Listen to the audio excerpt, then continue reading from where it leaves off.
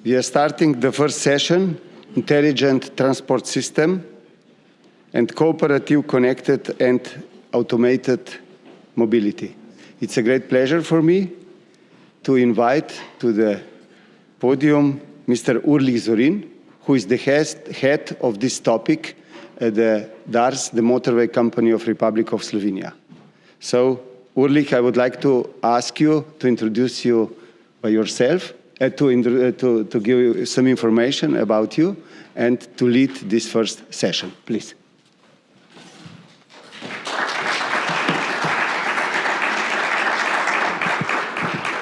Thank you, Slovenko. Good morning. My name is Ulrich Zorin. I'm coming from Motorway Company in the Republic of Slovenia, and I'm moderator of the first session, ITS and CCAM. So we have 4 great presenters today. With me is 2 guys from Spain and 1 for Belgium. So I will start with my first presentation with the name Motorway of the Future. So we are in Slovenia. We have around 620 kilometers of motorways. We are very good connected with neighbor countries. So I will present you our ITS, CITS systems we have on our motorways. And we start with counters. So I think you know counters which are implemented in the surface, in the asphalts. So we have counters on the whole motorway network, and we are collecting the data from the road, how many cars we have, speed, distance between the cars, and we are collecting also the data from the wrong way drivers. So with counters, we collect or we detect also the wrong way drivers on the motorways. So this detection is working online, so in real time. So when we detect wrong way driver, which is driving on the wrong direction through the counter, we immediately send the alarm to the counter center, to the application, to the users, to the wearable message signs, so we can warn the drivers that there is dangerous car which is driving on the wrong way. And this information is going also to our application, so everyone which show on our application in the cars get this information in real time. Wrong way driving system is working with help of 4G mobile system on the motorway network.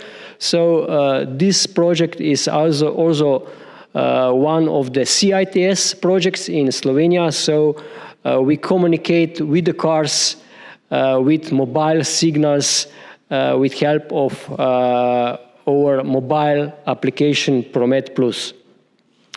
Another system where we collect the data are the microwave detectors. These are detectors which are installed on each lane, on VMSs, on the motorway network, and we collect also the data from this part of the system, ITS system, and we collect speed, also the wrong way drivers, direction, distance between the vehicles, and so on. The another source for the data is system for weight in motion. So we have on the motorway network some places when we have installed weight in motion system, so we get the information in real time. How many trucks are they overloaded? Are they not overloaded?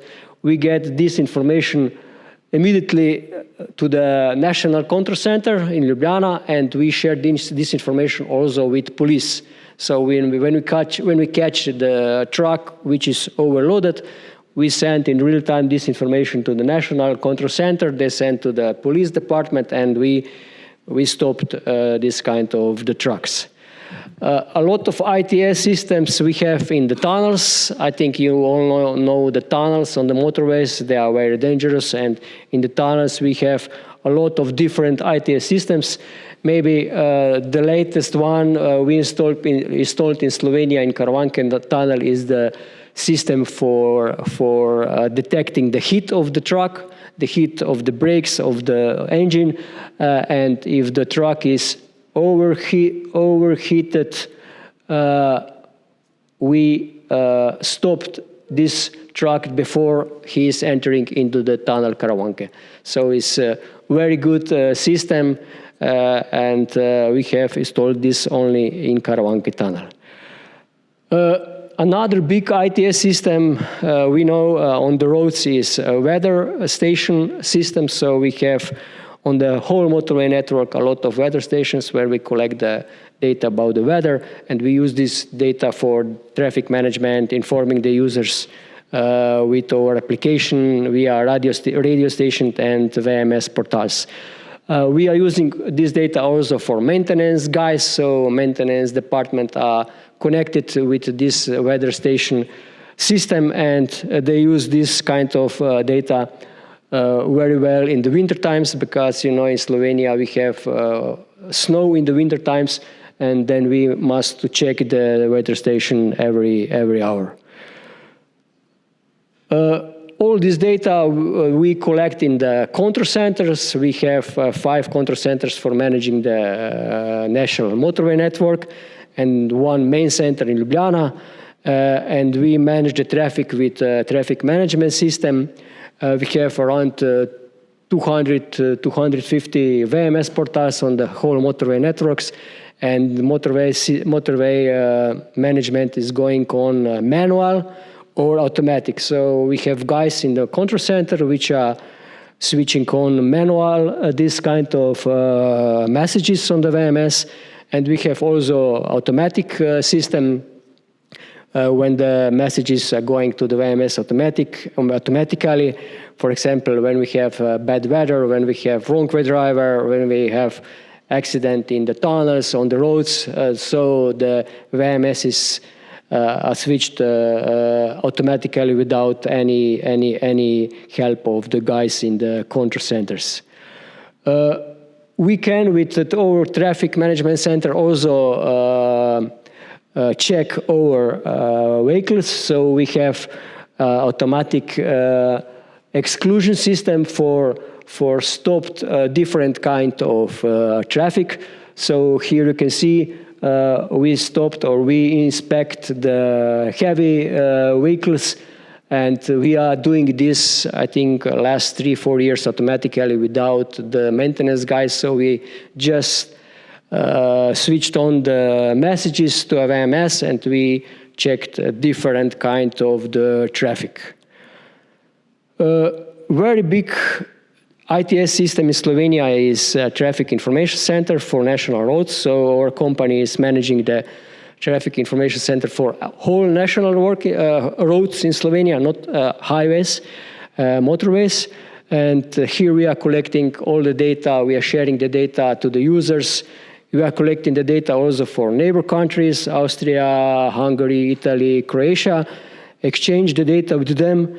And this is a very, very modern information system in this part of Europe. We also use application Promet Plus for users, and with this part of ITS system, we are involved in CITS project. So this is one kind of CITS project in Slovenia. So we can communicate with mobile phone with each car on the national roads in Slovenia. We can communicate with the car in real time, and we can send the notifications into the car, into the application. So when we have wrong way drivers, work zones, when we have warnings about the obstacle on the roads, and this kind of application is working automatically, so you can just listen what application is said to you, what is happening in the next few kilometers of your driving. We start 2 years ago also with use of machine learning in our traffic information center. So we are collecting the historical data, we are collecting the data from the cars, floating car data, we are collecting the data from application, and with help of machine learning, we then predict the traffic in the next hours, days, years, and we will start this year also to use the weather data, so weather forecast, for predict the traffic situation in the next days on our motorway network. Another new project we started this year is the connection with our port of Koper. So we will also collect the data from the port of Koper, so we will know how many ships are coming to the port of Koper, how many containers are on this ship, so we can calculate what will happen then on the motorway when we have a lot of ships in the port of Koper. The latest ITS system on our motorway network is section speed control. We will install it on the whole motorway network in the next 2-3 years, and I hope then we will reduce the accident in the Slovenia very much. So this system will start running in 2025-26 on the whole motorway network. For the end, I want to mention that we are also involved in the group of CITS in Europe.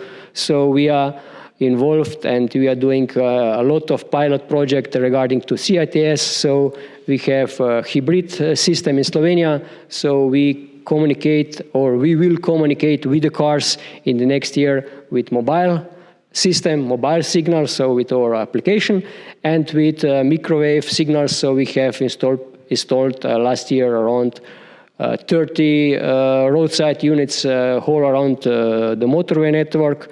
And now we are testing how this communication with the cars is going on. And of course, we have plans to upgrade this CITS system to the whole motorway and national network in Slovenia. So this was Slovenia Motorway of the Future. Thank you for your listening.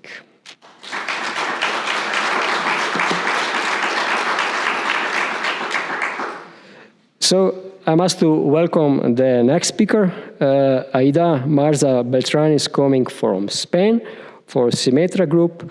She is involved in the industry of asphalt, so is working in asphalt laboratory in Spain. So she has a very interesting title of the presentation: Review of the application of new technologies for road pavement condition monitoring. So please, Aida, the floor is yours.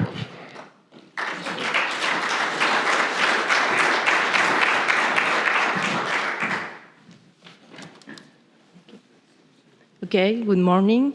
Thank you, Ulrich, for the presentation. And first of all, I would like to thank the organization for inviting us to be here presenting a review of the application of new technologies for road pavement condition monitoring.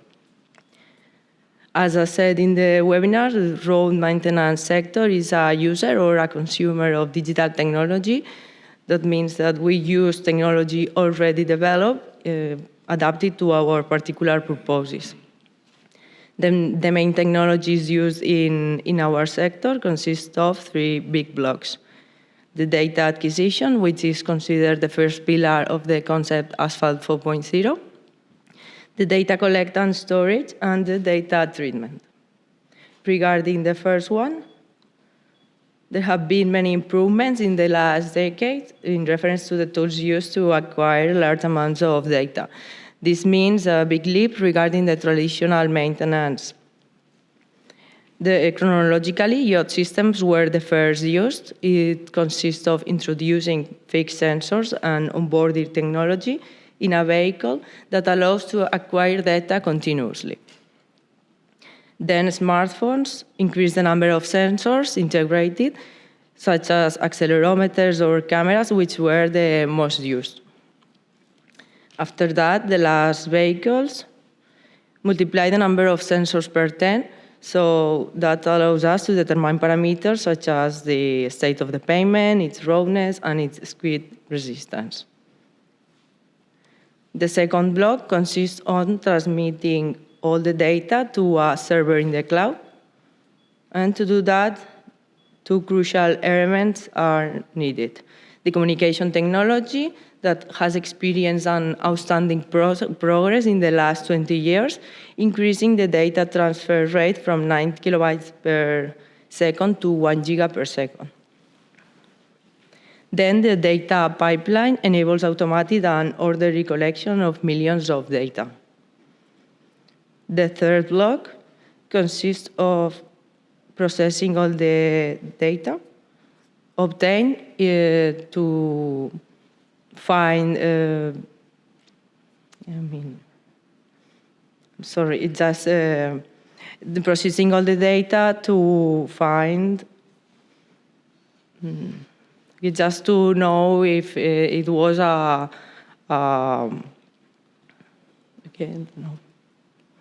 Well, here in this block, data is pure to get high quality data. Then correlation algorithms are applied among the sensor data to get understandable information for us. And artificial algorithms are being applied as neural networks trying to be corrected by themselves. After the general view, I would like to show you some developments carried out by VEXA. The first one is PavDT, which is a road auscultation system that measures the IRI from two accelerometers with high performance and high prediction. It's a low-cost system, and it's composed by three subsystems.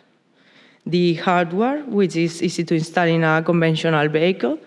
The software cloud-based, which is powerful, automatic, and works in real time.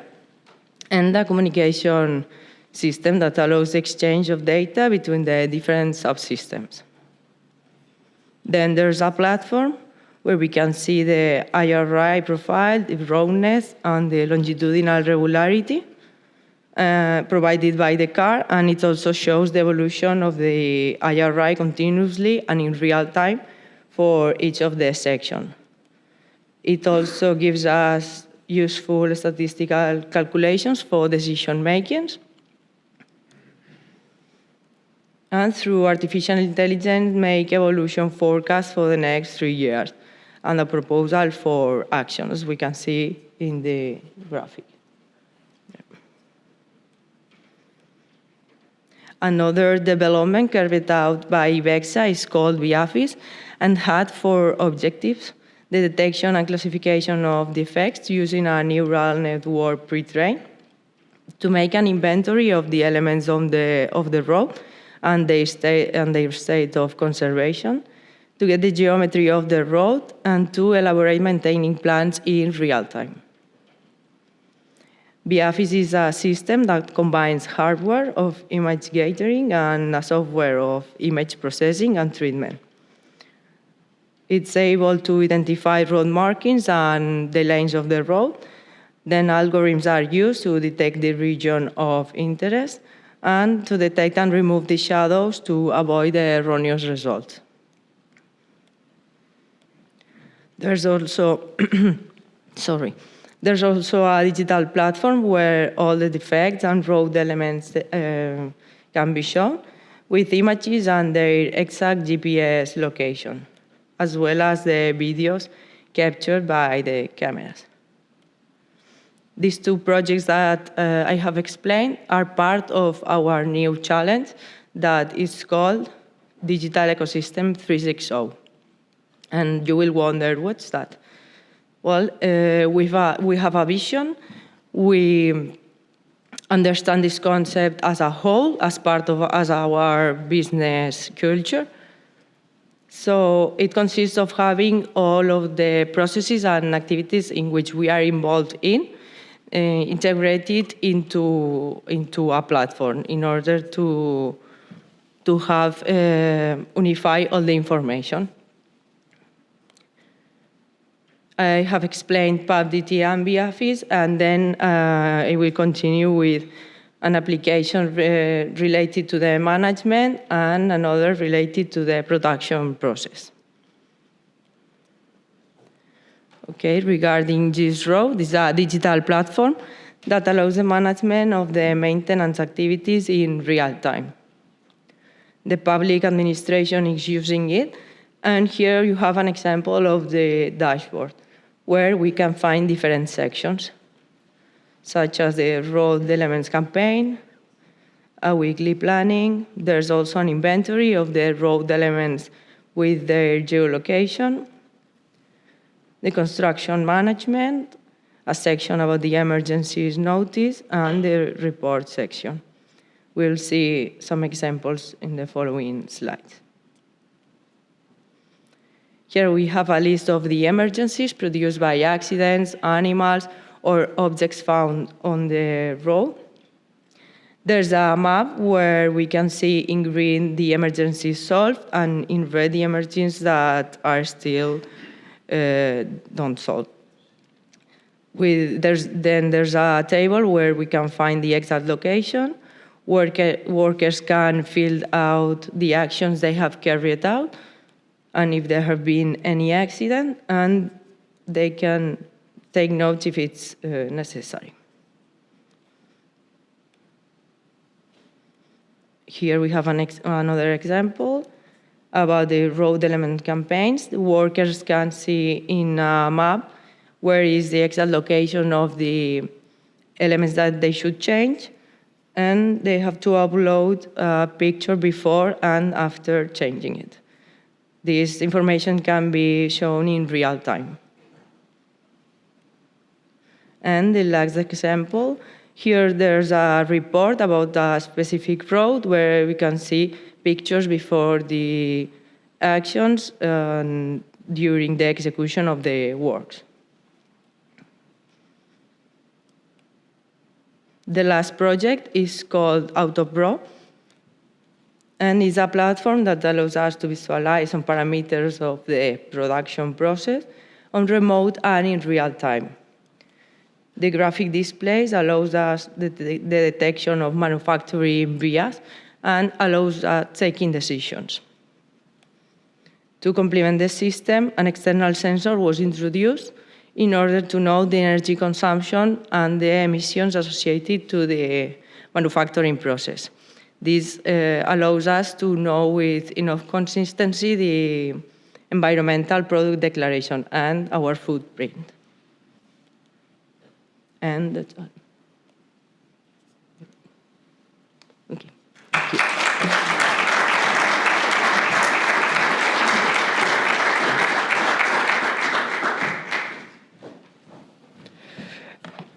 Thank you, Aida, for a great presentation. So if any question will be, then at the end of this session, we will be here to answer on the questions. So the next presenter is also from Spain.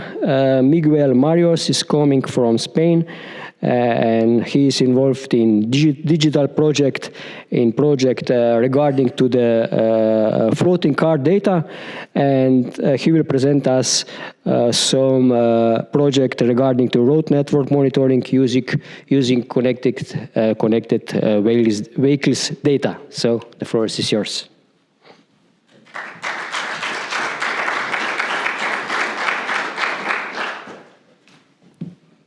Thank you. So first of all, I think that I'm gonna fight against my colleagues. I'm gonna talk about no installing nothing on the infrastructure in any car. I'm gonna talk about normal vehicles that everybody, I think, that we have in this room.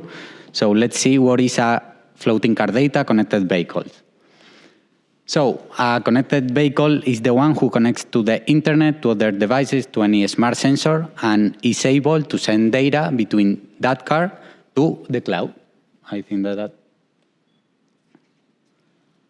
So since 2018, by European regulation, we have the eCall system that when you have an accident, it will send your location, the time, and the emergency units will go to save you. So that connectivity means that your car is connected. Even you didn't know, you don't pay anything to any telco, So you just enjoy your car, you pay a lot of money for your car, but they pay for the connectivity, okay? So, as we talked earlier, the car is 10 times better than the phone in sensor-wise. So they have plenty of sensors. Most of you, if you buy a new car, you will have an app on your phone. And right now you can see where is your car, the fuel of your car, if there is a window open, the temperature of the car. So that means that it's connected. Somewhere, or when you buy the car, you press OK. When you terms and conditions, you press OK, and you are able to share this data to road safety related things. Okay, so that's the new way of doing inspections, that you don't have to install anything. The car is inspecting for you. What does it mean? That, my friend, sorry, I think that is going against you, but the car itself, because we are aiming to autonomous car, autonomous driving, so the car is able to read the signals, to know if the road is slippery, to know anything on the road, okay? So what are the types of sensors of data that we are providing right now? The first one is the speed, is the most logical thing, that's why we move. Then we have the braking, okay, but related to braking, we have harsh braking, that is when an event is happening. You know the start speed that you start to brake, the end speed, so you know if there is by congestion, if there is because an animal was crossing the road, you can learn different things. The same with acceleration, you can know where people is really angry and wants to get to their house and is going really fast. And now we are related to asphalt is the roughness. In some cases, there are projects putting in some cars to get the IRI or the user experience, let's call it, and the sensors of the cars are enough able to make it by themselves, as we will see next. Another thing is the temperature. We all know that it's 10 degrees, 11 degrees. I can show you, if you want, the temperature in Spain right now from Slovenia, so it will be warmer, I think. Then the wipers, if it's raining or not, it's really easy. The wiper turns on automatically, and also the speed that is moving. So you can mix a lot of these sensors to know if it's raining, if it's not, if it's slippery, only if it's raining, or because something drops on the pavement. You can make a lot of different questions with a lot of layers of information. Then the obstacles, we try to avoid them when we drive, but suddenly one goes to the obstacle, and that is sent it to the cloud. So there is a location, a time, the first car that sent the information, but in the next 5 minutes, another car is filling that. So we can send the information car to car, or car to customer, car to user management, and you can make it like real-time information. Another thing, lighting. You don't have to turn on your lights in your new cars. They are making by themselves, and you have two different sensors. Also the screen, the bigger screens that are right now in the cars are brighter or less bright, depends on the light. So if we make it that on the night, we know the streets that are with lights, or tomorrow this street is less light than yesterday, so maybe a light was broken, so you don't have to send anybody to any street, the car will tell you. The good thing, right now in Spain we have like 1 million inspectors. We don't have to hire anything to inspect for us, we just need to people drive. That is what we really want in our sector. So the use case that I'm going to speak about is about roughness. Like the really important thing is by utilizing already existing sensors, you don't have to put anything in your car. It will make a virtual roughness sensor created by Naira software. What does it mean? Well, we are, most of us engineers, so we like IRI, international golden car standard, but I think none of us will have a golden car. We have a Volkswagen, a car that is normal. So with that car, we will make an IRI, but most important, the user real experience. That is how many times I'm moving on the road, if there is a lane, if there is not. So the real value of connected vehicle, what it is, that is daily update, that I think none of us will able to run 26,000 kilometers in Spain in one way to make the decision. High coverage, like new cars. People is buying new cars because the old ones broke, so you have to buy a new car. And also that allows a trend analysis. We have a daily measure of plenty of things. So you can make the real trend, no any machine learning. You have the real data, you don't have to make any algorithms. So we are gonna show the SAID network. That is 9 toll highways and 14 associated free motorways. That is a public entity that is managing some roads, not the biggest ones. And we make for them just the easy part. That is the dashboard when they can see their kilometers, how is the IRI, if any bump is on the road today. In this case, it's just the pavement, but we can add if there was a signal yesterday that is not today. We can see if yesterday it was raining real time in the road, not any specific station of weather in any place. You don't have, the car is going through the road, so that's the lucky one. And you can also get the trends. You know what is happening, what is getting worse, what is getting better, that you pave, but that you will monitor how good you paved also. So in this case, it's just a visualization. It's really easy in highways to identify bad places. Like, for example, this is a toll road, so I think that 99% of you, the ones who are awake, know where the toll is. Okay, but also this is a really silly example, but you can know your bridges, where are the joints, if they are moving, if you have a new place that you work, how is it? And we can make it like this is just make you to believe in that. In the x-axis of the heat map, we have the distance, and in the y we have the dates. In the top part is April, and in the down part is yesterday. I think that I make the presentation, so it's really live. And you can see that they repaved August last week. And how did I know? Because you open the traffic, you let the car pass, and that's it. You don't need to measure anything with your equipment, your golden cars, whatever you want. You can still making it. But if we really use the user experience, that's the cars. That's people like us driving through the road. So that's the really powerful thing. Okay, Miguel, but I know where I pave because it costs money, and I know where they are doing the jobs and when. Okay, so let's go the other way around. I know the places where are getting really worse. I don't have to inspect anything. I have real time. That's last week that the RRI increased from 0.9 to 1.7, so it's double. Okay, it's really good, but if the standard is below 1, that's really bad. And you know, daily updated in all your network. If you have cars driving around, that will be fine. And you can make it with a lot of trends. Maybe last week it was raining in that place. Okay, we will look to the wiper sensors. It was raining. No.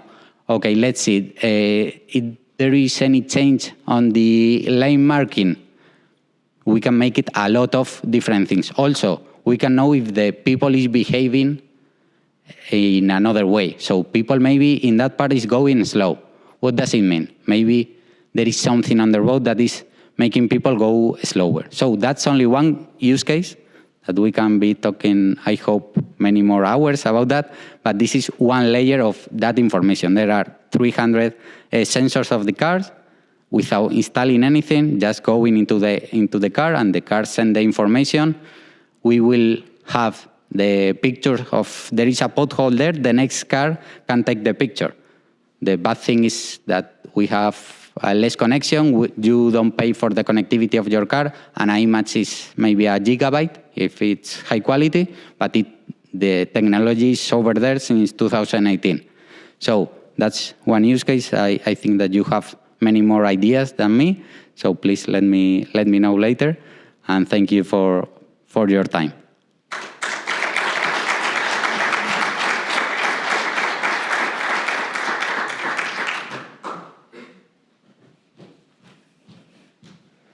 Thanks for this great presentation.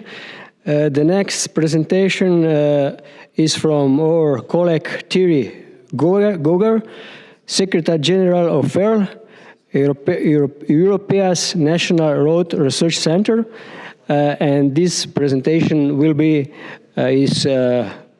online, so we will see the recorded presentation for Mr. Goger with the name presentation evaluating the physical and digital infrastructure for CCAM deployment. And please, we can show this video. Very good day to everyone. My name is Thierry Goger. I'm the Secretary General of FEHRL, an association based in Brussels, gathering research centers, universities, and transport authorities, dealing with research, development, and innovation in the field of transport infrastructure, and more particularly on roads. Today, I'd like to bring you in the field of research, which is slightly different from purely asphalt. Indeed, I'd like to talk about connected and cooperative driving and mobility, and presenting to you an ongoing research activity in the field of augmenting and evaluating physical and digital infrastructure to support the deployment of connected and cooperative mobility. The prospect of automated driving and connected mobility has, let's say, come with a dream that will be implemented more or less 10 years ago. But we realized that it is much more difficult than expected. Both the automotive sector have come within the air track umbrella with a more, let's say, concrete roadmap with a longer timeline in terms of development and deployment of these technologies on our roads. At the same time, on the infrastructure field, within FEHRL, in the program called Forever Open Road and its sister program 4x4, we have also come up with some planning in terms of infrastructure adaptation. We have all come to the conclusion, the automotive and the infrastructure, that we first need to understand, harmonize, and evaluate the physical and digital infrastructure to advance its readiness for the large deployment of connected and cooperative mobility. This is exactly the item and the main point of research that we want to undertake within the Augmented CCAM project. In our project, we've got 4 main blocks of activities which are more or less subsequent from each other. The first one, it's about developing a new physical and digital infrastructure classification and support scheme for the cooperative and augmented mobility. The aim is to get a main framework that is understandable by the infrastructure and by the vehicle in a very seamless manner. In the second block, we are working on developing a technology-agnostic service operational framework and architecture that is able to see everything and share everything that it sees. This is a very challenging framework, challenging work that is currently undertaking, and we have now done a lot of progress that you can get access on the website of the Augmented CCAM project. We are now moving to the third blocks, which is about defining priority adaptations and new/optimized physical and digital infrastructure support solutions to support the CCAM services. This is a crucial part which is currently starting, and we have about 10 priorities that will be developed along the project. In a year from now, in the last phase of our project, we are going to test all our different solutions that will be developed or optimized in an augmented and iterative implementation and validation testing that will be done in 3 countries with different weather conditions, and 11 iterative loops will be made so that we can come with not only solid evaluation of these solutions, but also with an impact assessment of these solutions to see whether they are improving indeed the mobility or not. And that's another task that will be done towards the end in the phase D. Well, we are expecting a lot of very good outcome from these projects. First of all, we are willing to get at least 5 new CCAM services deployed in the project test context. We also aim at least to get 1 new business model emerging in each project test context. We wish to get the endorsement of this new classification scheme that we have developed by at least 5 road operators, constructors or owners, and certainly of 10 cities in the project. This should be multiplied by 10 within the next 3 years after the end of the project. The other expected impact that we are willing to get is about the adoption and application of the new service framework by at least 15 implementers. They can be road operators or cities, and that at least 2 new corridors created in the project can see the light. We also aiming at proactive decisions on CCAM planning and PDI investment towards no-regret measures in alignment with local policy goals to the benefit of the society. This is extremely important as the investment will be very large and the no-regret decision have to be put in place with wise recommendation before.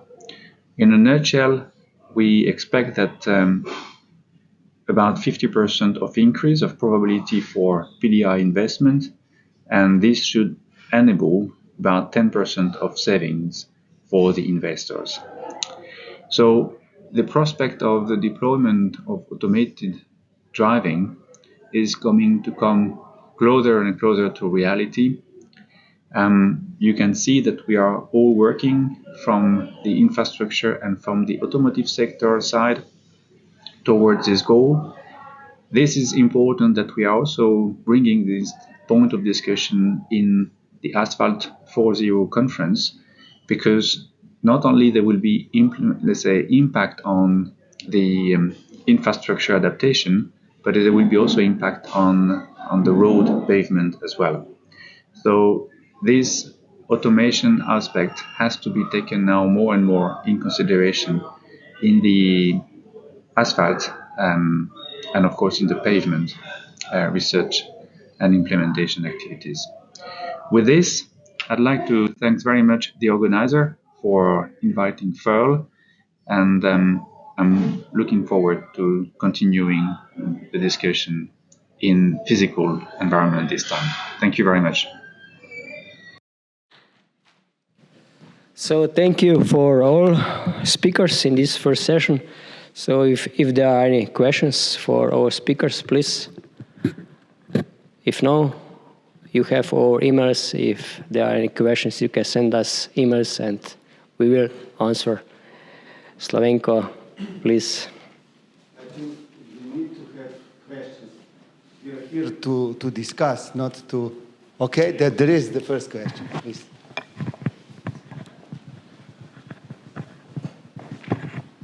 Yes, good morning. My name is Alex van der Wal, KWS Netherlands. I have a question for you from Spain. I'm sorry, I forgot your name. It went too fast for me. You talked about accessing actually in-car data. How do you cope with the challenge of getting the data out? Because that is actually from the car manufacturers, I think. So yes, I think yes, would that's be a challenge. The data coming from the car is going to the cloud of the manufacturer. So you have to make an agreement with them, but they will really look to what is the use case that you are looking for. Because, for example, I'm not going to say any brand, but if I tell that the owners of X brand are speeding, that's not good marketing for them. So they are really worried about the privacy of the driver, but it's when you press OK in the terms and conditions, the data owner are the OEMs. So you are not even more the owner of your own created data. So you have to make agreements with them. They will look really close to the use case and to the client, and that's all that you need. And how successful are you in that? So if you look at all the brands, so what's your experience? It's complicated because GDPR is coming a thing. Like we all want to be private. Our phone is spying us, but we doesn't care at all because we already know that battle is lost. But with the cars, we still believe in them. So they have to protect that business. But the big groups of car manufacturers that I'm not gonna tell you, but you can guess what they are. All of them have a company only dedicated to data. And the CEO of one of the big groups tell that's data or die. So they are going forward because the data that they are getting also for the autonomous driving. So they have to develop the autonomous driving with that data. So that data is not going to stop because we all want that our cars in 2030 is going to drive itself.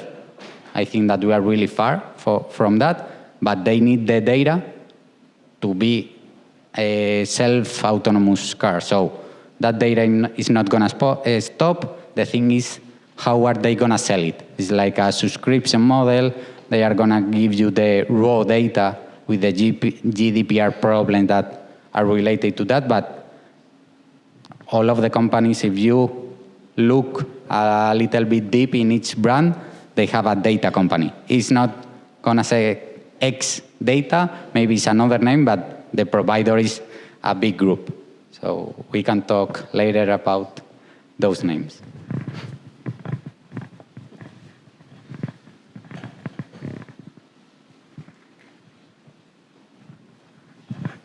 I wish only to say, to confirm the Miguel explained, a real experience we had in Spain, in particular in Madrid, in the city of Madrid. Thanks to the technology, we solve a very important question. When you try, for example, in a city, try to establish a management to maintain the roads, the equivalent to the road, the avenues, etc. It's complicated because, for example, the roadness is not easy to measure, 90 kilometers to establish. But thanks to this pseudo area, you can do and you can establish, and it was the work with this company, with the city of Madrid, a criteria to establish the minimum level in the city of Madrid. And thanks to that, thanks to this technology, the big data from the cars, we do a big change in the city of Madrid, and you can, you don't know, but on the past the level was poor, and actually it's a very good level, and you can confirm and you can see, especially I remark, the evolution on time. You see which is the problem created today with the evolution of the performance in terms of roundness, etc., etc. Is Well, it was a big change, and thanks to that, not only the city of Madrid, in the ministry and another administration discovered this technology, the use of the big data from the cars. And I think there's another aspect. The car people have understood that we are able to save energy with reduced roughness and with better maintained roads, which society did not understand yet. So we have a good chance to work together with the car guys because they are interested to save more fuel by better roads. This is what society does not understand yet, but we have to tell it to them.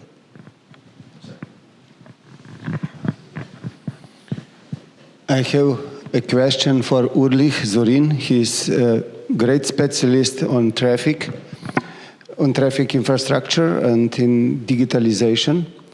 As you know, the Slovenian motorway capacities is too low.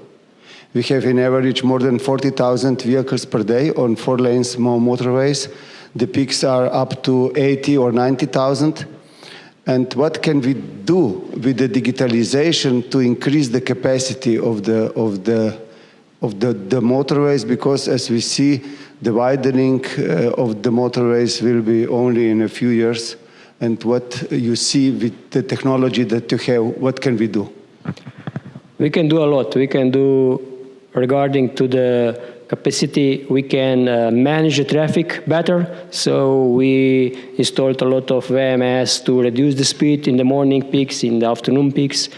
We can solve the problem with the section control. I mentioned we will install the section control next year, so when the speed is lower, the traffic flow is better, then we have not so much problems. So these are small project, and altogether I think are the goal for better traffic in Slovenia.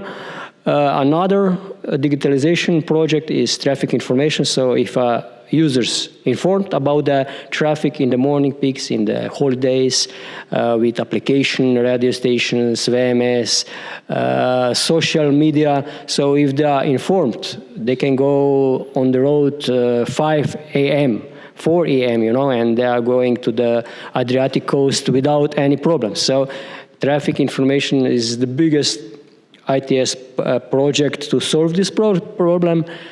Another system is CITS, also connecting with the cars, and I think this project with the car connection, so to use the data from the cars is also another system. So all these digitalization systems, small projects will be good for make better traffic flow in Ljubljana, and I think in all countries in the world.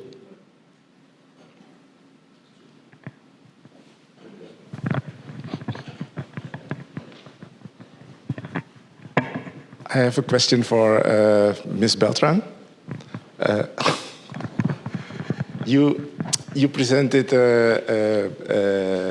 in your presentation. You talked about a lot of new technologies for pavement condition monitoring. But are you also working on really actually using this new data for instance, long-term maintenance planning within pavement management systems? Because the data you are collecting is of several formats and data types.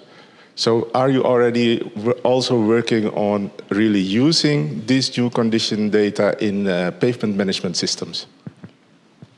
Does it work? Okay. Well, we are co-working with universities and technological centers that work with this data. And we develop the platforms and everything I have presented there, and just a combination about the two teams. But we are not specialized in treating this data, if you mean that. Okay. Thank you.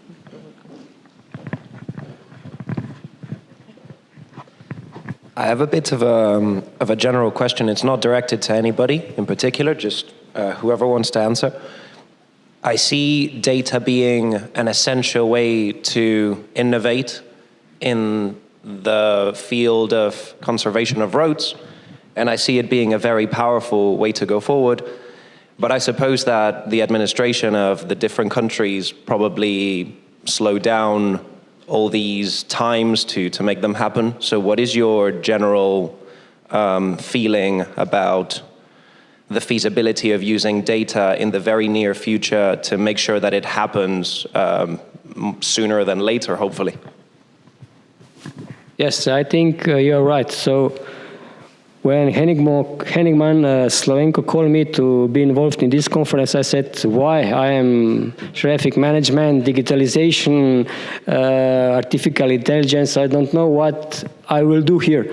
And then he explained me, so we must be connected. So the guys from ASPHALT, pavement, industry, university, motorway operator, so we must be connected, and then we will be strong to the ministry, to the government, and I think you're right. So we all know this, that government is slowly working, so we are much more faster, we have money, we have power, but when you are on the regarding speaking with the ministry, then everything is slowly and stopped. So you're right, yes.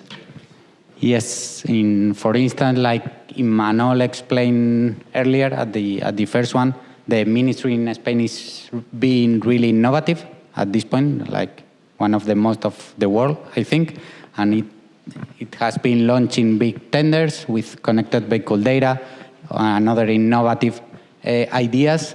But the thing is, they are like the Champions League of the administration, so they are the top. When you go down like to federal administration, is more difficult to innovate because they have less resources or less idea, less people. And when you go down and down, in some cases, we have to make a dashboard for them. And okay, how do I deliver to you? Okay, print it, but that's not a dashboard, that's a PDF. Okay. So make it a PDF. So there are some challenges because there are not enough people in the city councils, in some small places, to work with that. But slowly, if the top players are moving in that direction, everybody's gonna move in that way. So, thank you. Okay, well, just to add, data give us information, and as Ralph has said, we can know how the consume goes, and well, we have to work together just to go far away. Okay, thank you for all speakers to the questions, and I close this first session. Thanks.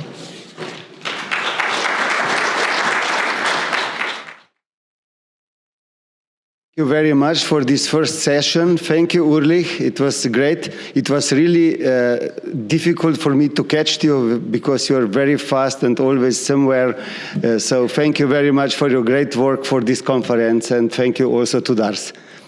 I have two remarks before we go to the next break. The first is, in the afternoon, we organize a special visiting to the petrol station and to the traffic center, the National Traffic Center of Slovenia. This will start here from the hotel in 5:45 in the afternoon. And then afterwards it will be a dinner. So who has the possibility to be in the evening with us, please go to our secretary, and because we need in front that you will attend this visit to these two centers. This is the first one. And the second one, I looked to the app that we have for this conference. It is an PDF ETAFEC application. Please use it on the phone. You can ask questions. You can see all the participants in the conference. At the moment, I counted, there are only 60 or 70 people in the app, but we are here 120 or more. So please use it. It will be success for all of us. So it's enough for the first session. Thank you very much for all speakers. It was great. And so we have now the break until 11:45. Thank you very much.